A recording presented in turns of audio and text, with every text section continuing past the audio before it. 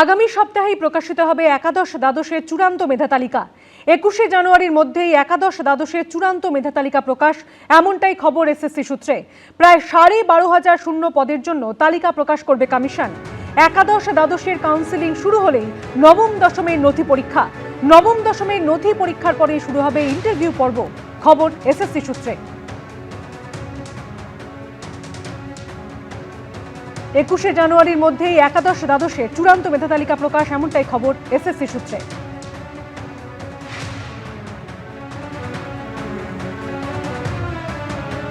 প্রায় 12,500 শূন্য পদের জন্য তালিকা প্রকাশ করবে কমিশন। একাদশ দ্বাদশের কাউন্সেলিং শুরু হলেই নবম দশমের নথি পরীক্ষা। নবম দশমের নথি পরীক্ষার পরেই শুরু হবে ইন্টারভিউ পর্ব, খবর এসএসসি সূত্রে।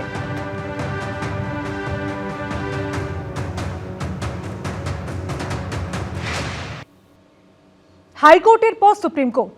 আইপ্যাক কাণ্ডের প্রেক্ষিতে সর্বোচ্চ আদালতের পিটিশনেও ছত্রে ছত্রে মুখ্যমন্ত্রীর বিরুদ্ধে অভিযোগ তুলেছে এনফোর্সমেন্ট ডিরেক্টরেট। পাল্টা তৃণমূলের অভিযোগ, রাজনৈতিক উদ্দেশ্য প্রণোদিতভাবে ভোটের ঠিক আগে ইডি অভিযোগ করেছে।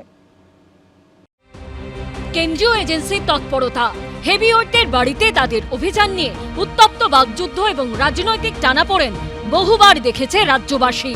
কিন্তু এবার আইপ্যাকের অফিস ও তাদের কর্ণধারের বাড়িতে ইডি তল্লাশি ঘিরে সংঘাত যে পর্যায়ে পৌঁছলো তা একেবারে নজিরবিহীন। ইডি এবং তৃণমূল পরস্পরের বিরুদ্ধে যেসব অভিযোগ তুলছে তা একেবারে চমকে দেওয়ার মতো। সোমবার ইডির তরফে সুপ্রিম কোর্টে যে পিটিশন করা হয়েছে তার ছত্রে ছত্রে অভিযোগ তোলা হয়েছে মুখ্যমন্ত্রী মমতা বন্দ্যোপাধ্যায়ের বিরুদ্ধে। পিটিশনের একটি জায়গায় তারা অভিযোগ করেছে, 8ই জানুয়ারি মমতা বন্দ্যোপাধ্যায়, রাজ্য পুলিশের ডিজি, কলকাতার পুলিশ কমিশনার এবং প্রায় 100 পুলিশ কর্মীর বাহিনী জোর করে ঢুকে পড়ার আগে অবধি তল্লাশি চলছিল শান্তিপূর্ণভাবে এবং আইন মেনে। কোথাও আবার ইডির তরফে অভিযোগ করা হয়েছে, বৃহস্পতিবার ইডি অফিসারদের চমকে দিয়ে সেখানে জোর করে ঢুকে পড়েন মমতা বন্দ্যোপাধ্যায়।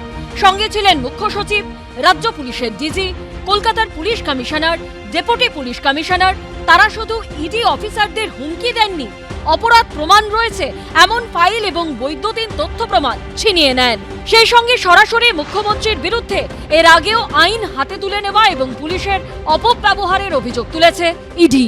সুপ্রিম কোর্টের পিটিশনে ইডির তরফে অভিযোগ করা হয়েছে, অপরাধ সংগঠিত করার পর মুখ্যমন্ত্রী এবং তার নির্দেশে পুলিশ কর্তারা কেন্দ্রীয় এজেন্সি ও তার অফিসারদের বিরুদ্ধে একাধিক এফআইআর দায়ের করেছে। ইডির তরফে সুপ্রিম কোর্টের পিটিশনে আরও চাঞ্চল্যকর অভিযোগ করা হয়েছে, ইডি অফিসারদের মনোবল ভেঙে দিতে মুখ্যমন্ত্রীর নির্দেশে ইডি অফিসারদের মিথ্যে, তুচ্ছ এবং বিরক্তিকর মামলায় জড়াচ্ছেন শীর্ষ পুলিশ কর্তারা। পাল্টা তৃণমূলের অভিযোগ, রাজনৈতিক উদ্দেশ্য প্রণোদিতভাবে ভোটের ঠিক আগে ইডি অভিযোগ করেছে। এই যে আইপ্যাকের অফিসে রেড হল, এবার বিজেপির নেতারা বলছে যে কয়লা কাণ্ডে ইডি তদন্ত করছে, ইডি রেড করবে, তাতে আপত্তি কোথায়? কোনো আপত্তি নেই। আপত্তি দুটো যায়, এক হচ্ছে কয়লা তদন্তে লাস্ট 3 বছরে একটা সামান ইস্যু করা হয়নি কাউকে, হঠাৎ করে নির্বাচনের 1 মাস আগে রেড। আর 2 নম্বর আপত্তি হচ্ছে আইপ্যাকের 3 জন ডাইরেক্টর, কোম্পানির উপর রেড হলে 3টে ডাইরেক্টরের উপর রেড হবে। একজন দিল্লিতে কাজ করছে, একজন তামিলনাড়ুতে কাজ করছে, একজন বাংলায় কাজ করছে। খালি বাংলায় রেড হবে কেন? আইপ্যাকের চেন্নাইতে অফিস আছে, আইপ্যাকের দিল্লিতে অফিস আছে, আইপ্যাকের কলকাতায় অফিস আছে। খালি কলকাতায় রেড কেন? দিল্লিতে রেড নয় কেন? হায়দ্রাবাদে আইপ্যাকের অফিস আছে, সেখানে রেড নয় কেন? কেন? তার কারণ রেড করতে তো আসেনি, রেড করতে আসেনি, তথ্য নিতে এসছে, চুরি করতে এসছে। আগের বার ইলেকশনে আপনারা ভুলে গেছেন আমার ফোনে পেগাসাস ঢুকিয়েছিল, ভুলে গেছেন? তারপরেও হেরেছে, এবারও হারবে।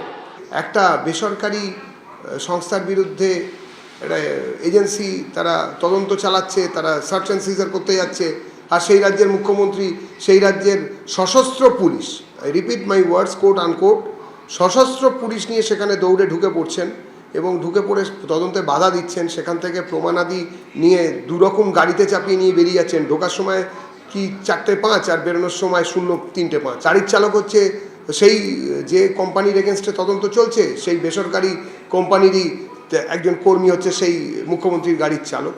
পুরোপুরি আইন শৃঙ্খলা নেই।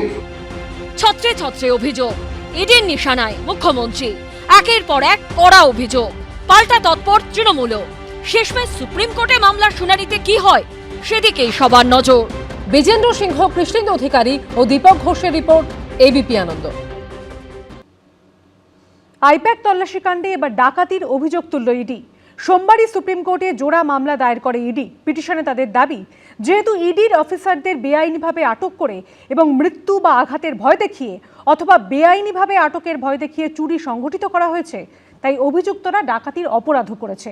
আর এই নিয়ে শুরু হয়েছে তরজা। কয়লা পাচারের কোটি কোটি টাকা কোথায় গেল, এই প্রশ্নের উত্তরের খোঁজেই বৃহস্পতিবার দেশ জুড়ে একসঙ্গে 10 জায়গায় অভিযান চালায় ইডি। তার মধ্যে 2টি লোকেশন আইপ্যাকের কর্ণধারের বাড়ি ও অফিসে পৌঁছে যান ইডির অফিসাররা। কিন্তু সেখানে আচমকা দেখা যায় এই ছবি। লাউডন স্ট্রিটে প্রত্যেক জৈনের বাড়িতে পৌঁছে যান খোদ মমতা বন্দ্যোপাধ্যায়।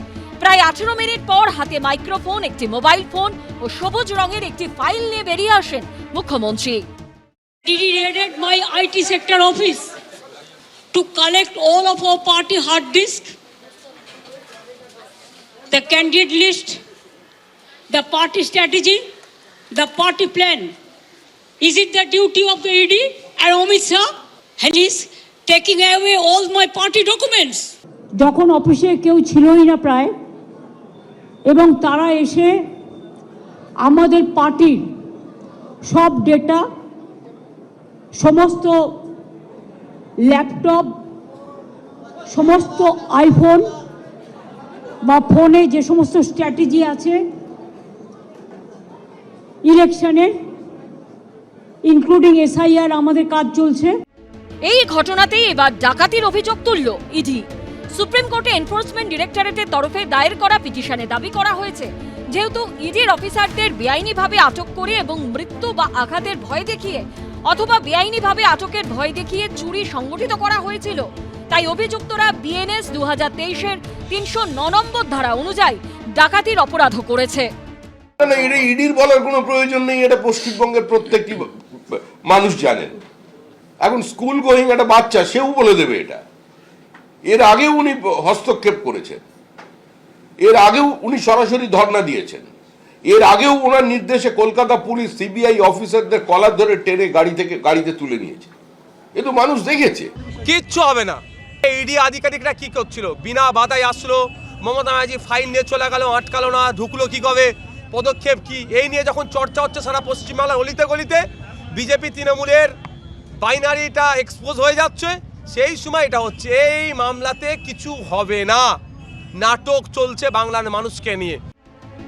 সুপ্রিম কোর্টে ইডির পিটিশনে আরও দাবি করা হয়েছে, যেহেতু ঘটনার সময় মুখ্যমন্ত্রীর সঙ্গে আসা ব্যক্তির সংখ্যা 5 জনের বেশি ছিল, যেহেতু তারা ডাকাতি করেছে এবং তাদের কাছে প্রাণঘাতী অস্ত্র ছিল, তাই তারা ভারতীয় ন্যায় সংহিতা 310 ধারা অনুযায়ীও ডাকাতির অভিযোগে দোষী। এই ধারা অনুযায়ী নির্ধারিত শাস্তি 7 বছরের কম নয়। সব মিলিয়ে সুপ্রিম কোর্টে ইডির জোড়া পিটিশন ঘিরে রাজনৈতিক চাপানোতর ক্রমশ বাড়ছে। অনির্বাণ বিশ্বাস, সন্দীপ সরকার, উজ্জ্বল মুখোপাধ্যায়ের রিপোর্ট, এবিপি আনন্দ। এবিপি আনন্দ, এগিয়ে থাকে, এগিয়ে রাখে।